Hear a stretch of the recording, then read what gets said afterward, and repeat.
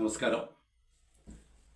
എത്ര മരുന്ന് കഴിച്ചിട്ടും നിങ്ങളുടെ രോഗം മാറുന്നില്ല, അല്ലെങ്കിൽ ഇത് മാറാത്ത രോഗമാണ്, മരുന്ന് കഴിച്ച് സ്ഥിരമായിട്ട് ജീവിക്കുകയേ നിവൃത്തിയുള്ളൂ എന്ന് ഡോക്ടർ പറഞ്ഞ് ആ ഒരു ധാരണയും മനസ്സിലിട്ട് ജീവിതം മുഴുവൻ ഇനി ഞാൻ മരുന്നിൻ്റെ അടിമയാണ് എന്നുള്ള ധാരണയിൽ നിങ്ങൾ ജീവിക്കുന്ന വ്യക്തിയാണെങ്കിൽ ഈ എപ്പിസോഡ് തീർച്ചയായിട്ടും കേൾക്കണം. ധ്യാനം ചെയ്തിട്ടും ഒരു ഗുണവുമില്ല, എൻ്റെ പഴയ അനുഭവങ്ങൾ തന്നെയാണ് ഇപ്പോഴും എനിക്കുള്ളത് എന്ന് പറയുന്നവരും ഇതൊന്ന് ശ്രദ്ധാപൂർവം കേൾക്കുക. കഴിഞ്ഞ ദിവസം 8ാം ഭാഗത്തിൽ നമ്മൾ പറയുകയുണ്ടായി, മനസ്സിലടിഞ്ഞുകൂടിയിരിക്കുന്ന ജനനം മുതൽക്കുള്ള ജനനത്തിന് മുമ്പുള്ള മുൻജന്മങ്ങളിലുള്ള എല്ലാ ഓർമ്മകളും അല്ലെങ്കിൽ നമ്മുടെ ക്രയവിക്രയങ്ങളും മനസ്സിൽ സൂക്ഷിക്കപ്പെട്ടിട്ടുണ്ട്. ഇതിനെയെല്ലാം പുറത്ത് കളഞ്ഞ് മനസ്സിനെ ശൂന്യമാക്കി വയ്ക്കുന്നതാണ് യഥാർത്ഥ ധ്യാനം എന്നുള്ളത്. എന്നാൽ ഈ അവസ്ഥയിലേക്ക് എത്തിപ്പെടാൻ വളരെ ബുദ്ധിമുട്ടാണ്, സാധാരണക്കാർക്ക് പെട്ടെന്ന് പറ്റില്ല എന്നുള്ള ഒരു കാര്യവും അതിനുള്ള പരിഹാരവും കഴിഞ്ഞ എപ്പിസോഡിൽ നമ്മൾ പറയുകയുണ്ടായി. ഈ ധ്യാനം ചെയ്തിട്ടും എനിക്ക് യാതൊരു ഗുണവുമില്ല എന്ന് പറയുന്നവർക്കുള്ളതാണ് ഈ 9ാമത്തെ ഭാഗം.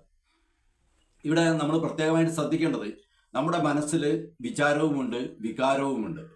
വിചാരത്തെ ചീത്തയാക്കുന്നത് വികാരമാണ്.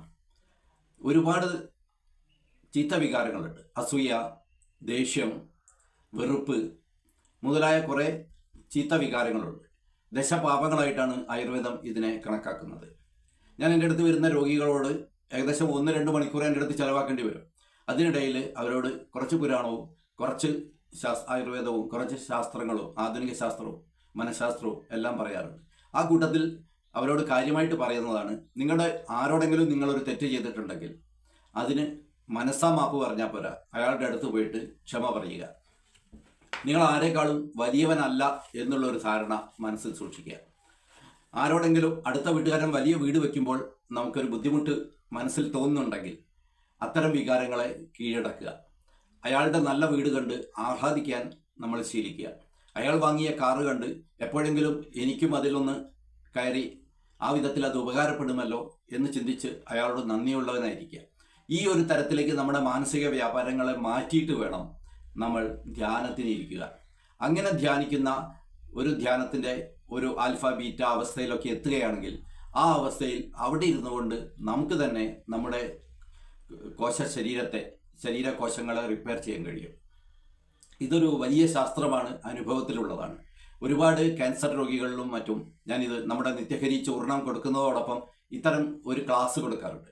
അങ്ങനെ ആ ക്ലാസ്സിൽ പങ്കെടുത്തിട്ടുള്ള ആളുകൾ അന്ന് തന്നെ പറയും, ഇന്ന് ഞാൻ സുഖമായിട്ട് ഉറങ്ങിയെന്ന്. കാരണം കഴിഞ്ഞ ദിവസം വരെ അവർക്ക് ഉറങ്ങാൻ കഴിയാതിരുന്നത് രോഗം കൊണ്ടല്ല, അവരുടെ മാനസികമായിട്ടുള്ള പിരിമുറുക്കം കൊണ്ടായിരുന്നു എന്ന് അതിൽ നിന്ന് മനസ്സിലാക്കാം.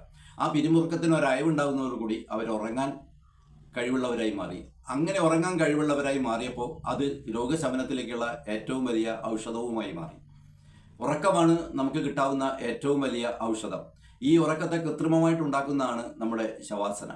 ഏത് രോഗമുള്ളവരും ശവാസനം ഒരു 10-20 മിനിറ്റെങ്കിലും പ്രാക്ടീസ് ചെയ്യണം. കഴിയുമെങ്കിൽ 2-3 നേരം രോഗത്തിൻ്റെ തീവ്രത അനുസരിച്ച് ചെയ്യാം.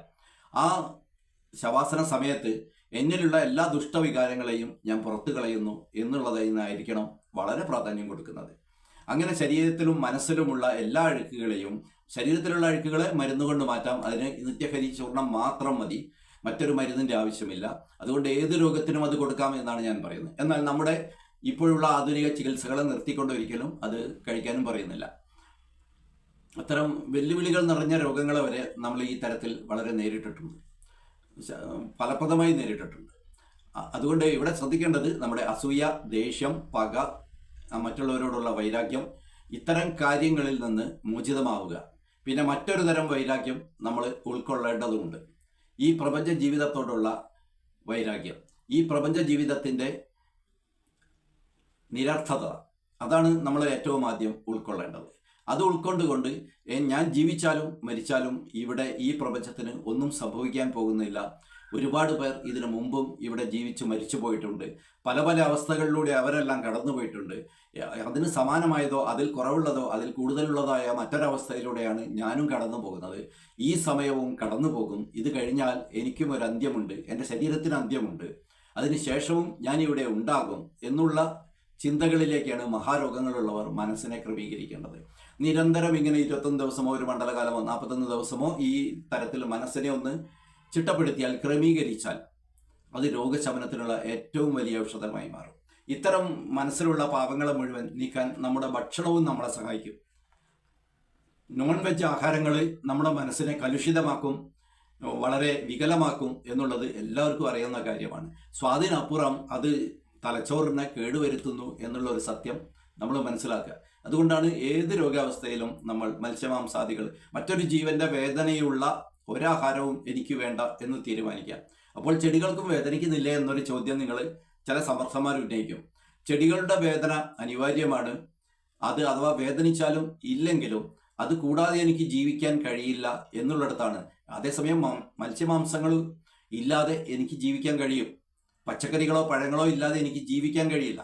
അപ്പോൾ എൻ്റെ അനിവാര്യമായ, ഏറ്റവും അനിവാര്യമായ ഹിംസ മാത്രമേ ഞാൻ ചെയ്യുള്ളൂ എന്നുള്ളൊരു തീരുമാനമാണ് വെജിറ്റേറിയൻ ഭക്ഷണത്തിലേക്ക് തിരിയുമ്പോൾ നമ്മൾ മനസ്സിൽ ഉറപ്പിക്കേണ്ടത്. ഇങ്ങനെ മനസ്സിനെയും ശരീരത്തെയും ശുദ്ധമാക്കി വെച്ചുകൊണ്ട് മറ്റാരോടും ഒരു വിദ്വേഷവുമില്ല, എനിക്കൊരു സ്ഥാനമോഹവുമില്ല, എന്നെ ആരും ആദരിക്കണം എന്നുള്ളൊരാഗ്രഹം മനസ്സിലില്ലാതെ, മറ്റാരെങ്കിലും എന്നെപ്പറ്റി ഒരു കുറ്റം പറഞ്ഞാൽ അതിൽ പരിഭവമോ കോപമോ അയാളോ പകയോ പിന്നീട് അത് മനസ്സിൽ വെച്ചുകൊണ്ടുള്ള പെരുമാറ്റമോ എന്നിൽ നിന്നുണ്ടാകില്ല എന്നുറപ്പിച്ചുകൊണ്ട് ഒരു കാര്യം പറഞ്ഞാൽ അതിന് മറുപടി പറഞ്ഞു കഴിഞ്ഞാൽ അത് ആ നിമിഷത്തിൽ തീരണം.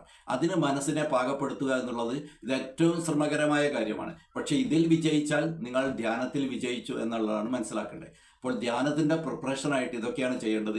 ഇത്രയും ചെയ്ത് ഒരു ധ്യാനത്തിലേക്ക് പോവുകയും ആ ധ്യാനാവസ്ഥയിൽ മനസ്സിന്, ഉപബോധ മനസ്സിന്, അബോധ മനസ്സിന്, ആത്മാവിന് ഒക്കെ ഒരു നിർദ്ദേശം കൊടുക്കുക.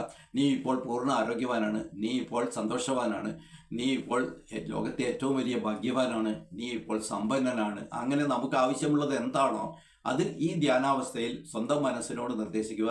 കാരണം ഈശ്വരൻ അവിടെയാണ് ഇരിക്കുന്നത് എന്നുള്ളത് മനസ്സിലാക്കിക്കൊണ്ട് വേണം ആ ഈശ്വരനോട് നമ്മൾ പറയുകയാണ്, ഞാനിതാ എനിക്ക് ആവശ്യമുള്ള സമ്പത്ത് നേടിയിരിക്കുന്നു, അല്ലെങ്കിൽ എനിക്ക് ആവശ്യമുള്ള ആരോഗ്യം നേടിയിരിക്കുന്നു, അല്ലെങ്കിൽ എനിക്ക് ആവശ്യമുള്ള മാനസിക ഔന്നത്യം നേടിയിരിക്കുന്നു, ഞാൻ ലോകത്തെ ഏറ്റവും വലിയ ഭാഗ്യവാനാണ് എന്നിങ്ങനെ മനസ്സിനോട് പറയുക. അത് ഈശ്വരനോട് പറഞ്ഞതിന് തുല്യമാവും.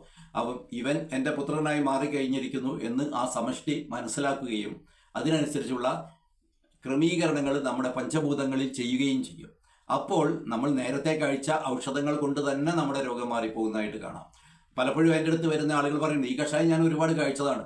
ഞാൻ അവരോട് കൗൺസിലിങ്ങിന് ശേഷം പറയും, നിങ്ങൾ ഒരു ബോട്ടിൽ കൂടി കഴിക്കൂ. അടുത്ത ആഴ്ച വന്നിട്ട് അവർ പറയൂ, ഇത് അതിശയമാണ്, ഇത് ഞാൻ 3 മാസം കഴിച്ചതാണ്, 6 മാസം കഴിച്ചതാണ്, പക്ഷേ ഇങ്ങനെയൊരു റിസൾട്ട് എനിക്ക് ഇതുവരെ കിട്ടിയിട്ടില്ല എന്നിങ്ങനെ പറയുന്ന എത്രയോ അനുഭവങ്ങൾ.